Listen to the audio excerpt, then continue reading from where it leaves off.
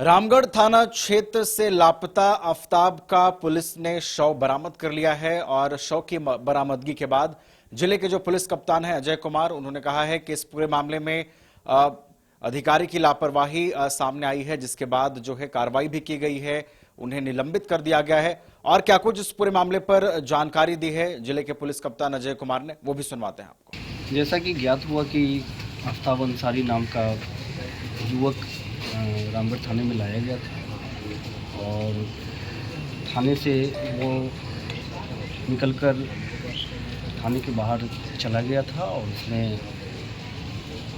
उसको थाने में जो जिस तरीके से रखा जाना चाहिए था, उसको थाने की जो पदाधिकारी थे, जो कर्मी थे, उन्होंने उसको सही तरीके से नियम संगत तरीके से उसको नहीं रखा था, जिसकी वजह से वो थाने से निकल गया। और उसके बाद जब उसकी खोजबीन की गई तो पता चला कि वो युवक कहीं कल शाम में उसका रजरप्पा थाना क्षेत्र में उसका नदी में उसका शव बरामद हुआ है। और इस संबंध में रामगढ़ थाने के जो पदाधिकारी थे, उनकी लापरवाही उजागर हुई है और इस संबंध में थाना के जो प्रभारी है उन पर अनुशासनिक कार्रवाई की गई है। साथ ही साथ उस समय जो बूढ़ी पदाधिकारी है उन पर भी कार्रवाई की गई है, उनको भी निलंबित किया गया है। इसके अलावा उसके पहरे पे जिसको लगाया गया था निरीक्षक, उनकी भी कमी पाई गई है, उन पर भी कार्रवाई की गई है। इसके साथ साथ हम लोग को एक वीडियो बरामद हुआ जिसमें कि आफताब अंसारी जो युवक है वो थाने के बाहर की जो गली है, रोड है, उस पर वो जाता हुआ दिखाई दे रहा है। और इसके बाद इस मामले में भी आगे छानबीन की गई और हम लोग अभी जाँच भी कर रहे हैं। इस क्रम में 23 तारीख को आफताब अंसारी एक आरसी गारमेंट्स पे काम करता है, वहाँ पे कुछ लोग जाके उसके साथ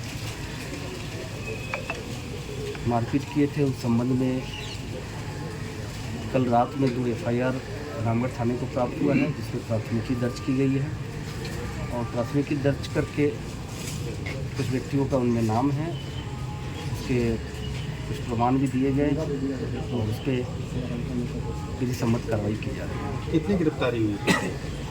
अब अभी तक न्यायिक हिरासत में एक व्यक्ति को भेजा गया है और जिसका नाम राजेश सिन्हा है, कुंडा के रहने वाले हैं। और इसके अलावा अन्य व्यक्तियों के संबंध में अनुसंधान जारी है। सर, बीजेपी लगातार आरोप लगा रही है सर राजेश सिन्हा की गिरफ्तारी पे लेकर, उसमें क्या मामला है सर? राजेश सिन्हा की गिरफ्तारी पे क्या रहा सर? उसमें बीजेपी लगातार सर हमलावर हो रही है सर।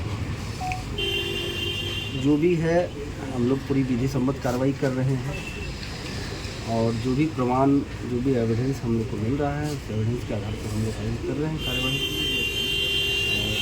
पुलिस के द्वारा किसी को भी अनावश्यक रूप से किसी व्यक्ति पर कोई कार्रवाई नहीं की जा रही है।